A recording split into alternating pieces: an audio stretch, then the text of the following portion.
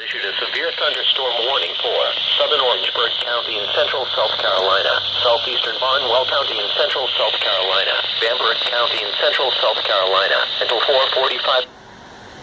After the storm coming out of 3:53 Georgia, p.m. Eastern Daylight Time, a severe thunderstorm was located near Barnwell, moving southeast at 30 miles an hour.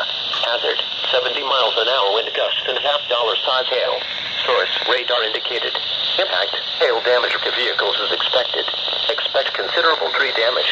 Wind damage is also likely to mobile homes, roofs, and outbuildings. Locations impacted include Orangeburg, Barnwell, Bamberg, Denmark, Blackville, Hollyhill, Branchville, Bowman, Earhart, Hilden Way, Roseville, Oler, Klein, Cordova. I'm not out of the woods just yet.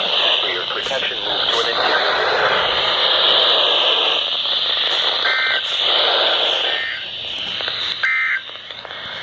A severe